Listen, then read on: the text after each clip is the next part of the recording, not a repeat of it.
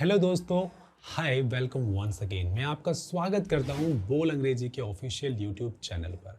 आज के वीडियो का जो ये क्लास है, ये है पहली क्लास आपकी स्पोकन इंग्लिश सीखने के लिए। अंग्रेजी बोलने की पहली क्लास में सबसे पहले आपको ये पता होना चाहिए कि आप जो सीखने वाले हैं वो क्या सीखने वाले हैं, जिसे हम कहते हैं सिलेबस या हम कहते हैं करिकुलम, या फिर हम कहते हैं कि यार जो मैं सीखने वाला हूँ वो तो ठीक है, लेकिन उसको सीखने का फॉर्मेट क्या होगा, उसको सीखने का प्रोसेस क्या होगा और उसे हम कैसे सीखेंगे स्टेप बाय स्टेप, वो सारा कुछ मैं आपको इस वीडियो में शेयर करने वाला हूँ। और मुझे एक बात की श्योरिटी मिल चुकी है कि आप लोगों ने चैनल को सब्सक्राइब कर लिया होगा अभी तक, क्योंकि आप इंग्लिश को सीखना चाहते हैं और इंग्लिश में फर्राटेदार बात करने के लिए आपकी जो मेहनत है वो मुझे दिख रही है। तो इस वीडियो के पूरे कॉन्सेप्ट को, आप सिलेबस को लिख सकते हो कि किस प्रोसेस में हम सीखने वाले हैं। सबसे पहले हम सीखेंगे कि जो ग्रामर होती है, जैसे कि आप जानते हैं कि किसी भी लैंग्वेज को सीखने के लिए आपको ग्रामर सीखनी पड़ती है। ग्रामर क्या होता है? ग्रामर एक प्रोसेस है किसी भी भाषा को सीखने का, ठीक है? एक जरिया होता है, एक वे होता है जिससे आप किसी लैंग्वेज को सीखते हैं। जैसे कि आपने हिंदी की जो हिंदी को सीखने के लिए भी ग्रामर की ज़रूरत पड़ती है, ऐसे इंग्लिश को सीखने के लिए भी ग्रामर की ज़रूरत पड़ती है। ऐसे ही जो भी भाषाएं वर्ल्ड में आप सुनते हैं या जिनके बारे में आपने आज तक जाना है, उन सभी को सीखने के लिए ग्रामर की ज़रूरत पड़ती है।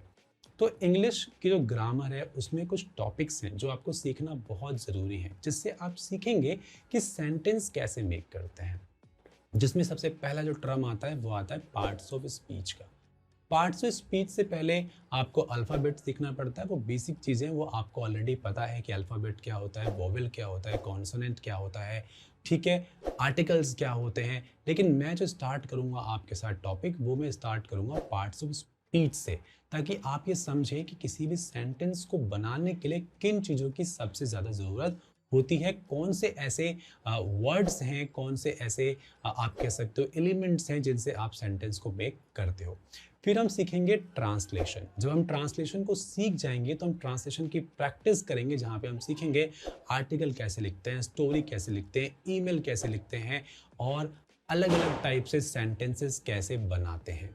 उसके बाद हम ट्रांसलेशन की प्रैक्टिस करेंगे, स्पोकन इंग्लिश की प्रैक्टिस करेंगे, कन्वर्सेशन की प्रैक्टिस करेंगे और हम प्रैक्टिस करेंगे स्टेप बाय स्टेप कि अलग अलग केस स्टडी में या अलग अलग सिचुएशन में इंग्लिश में कैसे बात करते हैं, उनको कैसे समझते हैं और उसे कैसे प्रेजेंट करते हैं स्टेप बाय स्टेप। तो ये हमारा 3 स्टेप का प्रोसेस रहने वाला है इंग्लिश सीखने के लिए।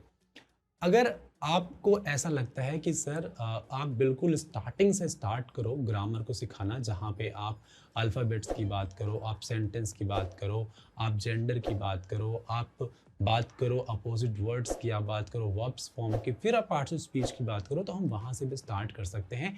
इस वीडियो का एक ही मोटिव था, आपको एक आइडिया देना कि हम क्या सीखने वाले हैं, कैसे सीखने वाले हैं और क्या उसका प्रोसेस रहेगा। तो 3 स्टेप का प्रोसेस रहने वाला है। अपने दोस्तों के साथ इस वीडियो को शेयर कीजिए, क्योंकि स्पोकन इंग्लिश की क्लासेस मैं स्टार्ट करने वाला हूं और हम लोग प्रॉपर स्पोकन इंग्लिश को स्टेप बाय स्टेप सीखेंगे। एक इन्फॉर्मेशन आपके लिए और है, आप यूट्यूब पर तो मेरी वीडियोस को देख ही रहे हैं।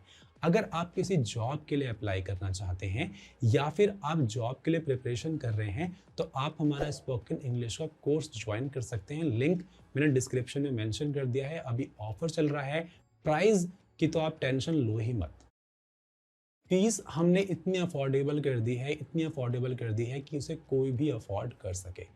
और लैंग्वेज हिंदी से इंग्लिश भाषा में सिखाने की मेरी कोशिश है, जहाँ पे मैंने ऑलरेडी आपके लिए सारे वीडियोस क्रिएट किए हुए हैं। अब आने वाले अपकमिंग वीडियोस में हम प्रॉपर ग्रामर से स्टार्टिंग करने वाले हैं और स्पोकन इंग्लिश को सीखने वाले हैं। मेरी एक कोशिश और रहेगी कि कहते हैं ना, किसी भी भाषा को सीखने के लिए आपको शब्द आने चाहिए, आपको वर्ड्स आने चाहिए। तो मैं आपके साथ में डेली एक ऐसा वर्ड शेयर करूंगा और उस वर्ड पे हम 5 सेंटेंस मेक करेंगे। पहले का भी ये नियम था कि आप रोज एक वर्ड याद कीजिए। ऐसा आपसे लोगों ने अक्सर कहा होगा कि एक वर्ड याद करो, 365 वर्ड तो एक ईयर में याद होगा, एक साल में आपको इंग्लिश बोलना है, कोई भी भाषा आपको आ जाएगी। और मेरा मानना है कि डेली लाइफ में हम 50 से ज़्यादा वर्ड्स इंग्लिश में रेगुलर यूज़ नहीं करते हैं। और ऐसा मेरा मानना भी क्या है, कई लोग ऐसा मुझे भी बोल चुके हैं और मेरे जो टीचर्स थे वो मुझे ऐसा कहते थे, जहाँ से मैंने कोर्स किया वो लोग भी ऐसा कहते थे। और कई आपको भी ये बात माननी पड़ेगी कहीं ना कहीं। कैसे माननी पड़ेगी? आप हिंदी में जब किससे बात करते हो तो आप दिन भर में क्या रिपीटेटिव वर्ड्स बार बार नहीं बोलते हो? बार बार एक ही वर्ड रिपीट नहीं होते रहते हैं, रिपीट वर्ड होते हैं, ये नॉर्मल है। और उसी से हम सेंटेंस मेक करते हैं, वही सेंटेंसेस एक प्रॉपर सेंटेंस बन जाता है, सामने वाले को समझ में आ जाता है और वो अपनी बात कहता है, हम अपनी बात कहते हैं। यही तो भाषा है। इंग्लिश में भी तो यही है। आपके पास जब वर्ड की नॉलेज होगी, आपको सेंटेंस मेकिंग की नॉलेज होगी, आप अपने वर्ड्स को एक्सप्रेस कर पाओगे बेटर सेंटेंस फॉर्मेट में सामने वाले को, वो आपकी बात को समझ जाएगा, आप उसकी बात को समझ जाओगे। यही तो लैंग्वेज है, यही तो भाषा है और यही मेरी कोशिश है कि आपको सिखा सकूं। फर्क इतना हो कि आप जब अभी सोच सोच करके बोलते हो, वो सोचने का जो प्रोसेस हो वो भी इंग्लिश में हो और आप इजीली चीज़ों को प्रेजेंट कर सकें। तो कोर्स को आप ज्वाइन कर सकते हैं और ये वीडियो अपने दोस्तों से अपने लोगों से शेयर करना ना भूलें। ठीक है, मैं आपसे मिलता हूँ नेक्स्ट वीडियो में। इस वीडियो को देखने के लिए thank you so much. Have a nice day.